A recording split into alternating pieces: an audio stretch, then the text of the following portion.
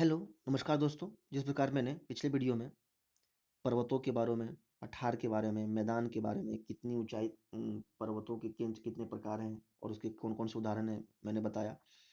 और आज का जो टॉपिक है वो है हमारा देश भारत।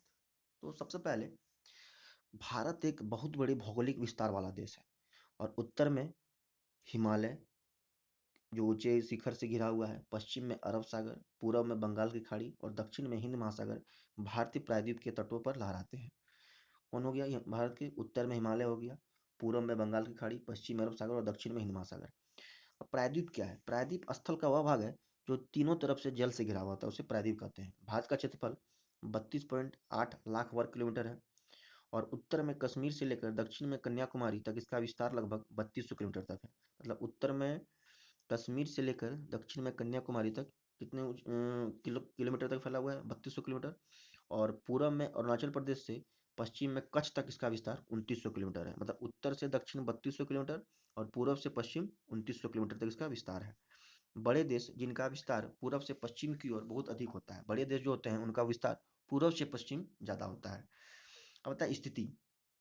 भारत उत्तरी गोलार्ध में स्थित है। कहाँ है भारत? उत्तरी गोलार्ध में स्थित है। और कर्क रेखा 23.5 डिग्री देश के मध्य भाग से होकर गुजरती है। दक्षिण से उत्तर की ओर भारत का विस्तार 8 डिग्री 4 मिनट उत्तर तथा 37 डिग्री 6 मिनट उत्तर अक्षांशों के बीच है। तो दक्षिण से उत्तर की ओर भारत का जो विस्तार है, दक्षिण से उत्तर की ओर जो भारत का विस्तार है वो है 8 डिग्री 4 मिनट उत्तर से 37 डिग्री 6 मिनट उत्तर अक्षांशों के बीच है। और पश्चिम से पूरब तक जो भारत का विस्तार है वो 68 डिग्री 7 मिनट पूरब से 97 डिग्री 25 मिनट पूरब देशांतरों के बीच है। तो अक्षांश का विस्तार क्या है? ये 8 डिग्री 4 मिनट उत्तर से 37 डिग्री 6 मिनट उत्तर अक्षांशों के बीच है। और पश्चिम से पूरब का जो विस्तार है वो 68 डिग्री 7 मिनट पूरब से 97 डिग्री 25 मिनट पूरब देशांतरों के बीच है। अब भारत के 7 पड़ोसी देश हो गए अफगानिस्तान, पाकिस्तान, चीन, नेपाल, भूटान, बांग्लादेश, म्यांमार। फिर कर्क रेखा से गुजरने वाले राज्य हो गए गुजरात, राजस्थान, मध्य प्रदेश, छत्तीसगढ़, झारखंड, पश्चिम बंगाल, त्रिपुरा, मिजोरम। इसका एक कोड भी याद रख सकते हैं, जैसे मित्र पर गमछा झाड़। तो मित्र पर गमछा झाड़ हो गया मिजोरम, त्र से हो गया त्रिपुरा मित्र, पे हो गया पश्चिम बंगाल, गमछा गौ से गुजरात, मौ से मध्य प्रदेश, छ से छत्तीसगढ़, झ से झारखंड। अगर झार हो गया राजस्थान का हो गया। मित्र पे गमछा झार।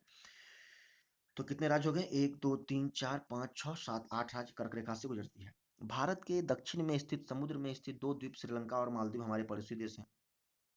पाक जल संधि भारत को श्रीलंका से अलग करती है। पाक जल संधि क्या करती है? भारत को श्रीलंका से अलग करती है। आता है जलोढ़ निक्षेप। तो ये नदियों के द्वारा लाई गई बहुत महीन मिट्टी होती है। जलोढ़ निक्षेप जो होती है ये नदियों के द्वारा लाई गई बहुत महीन मिट्टी होती है तथा नदी बेसिन में निक्षेपित कर देती है। क्या कर देती है? नदी बेसिन में निक्षेपित कर देती है।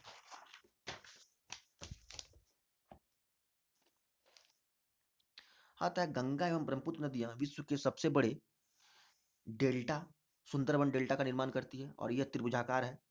डेल्टा स्थल का वह भाग जो नदी के मुहाने पर बनता है, जहां नदियां समुद्र में प्रवेश करती है, उस जगह को नदी का मुहाना बोला जाता है।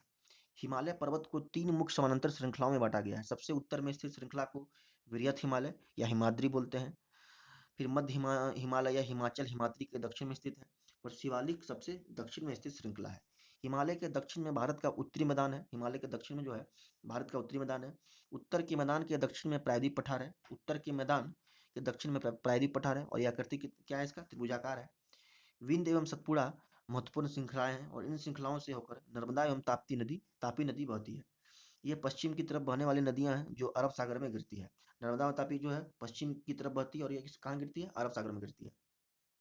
पश्चिम में पश्चिम घाट सह्याद्री तथा पूर्वी घाट है। पश्चिम में पश्चिम घाट है जिसको सह्याद्री बोलते हैं और पूर्व में पूर्वी घाट है।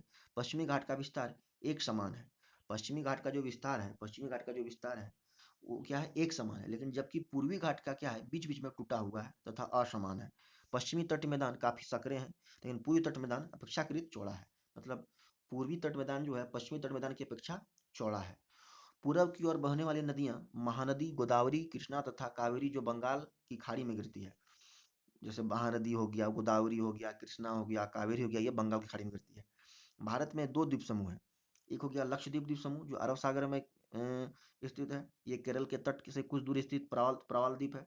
और दूसरा हो गया अंडमान और निकोबार द्वीप समूह, ये भारत से दक्षिण पूर्व दिशा में बंगाल की खाड़ी में स्थित है।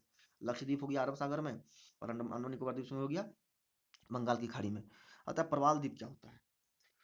तो प्रवाल छोटे छोटे समुद्री जंतुओं के कंकाल हैं। प्रवाल क्या है? छोटे छोटे समुद्री जंतुओं के कंकाल हैं, जिसे पॉलिप कहा जाता है।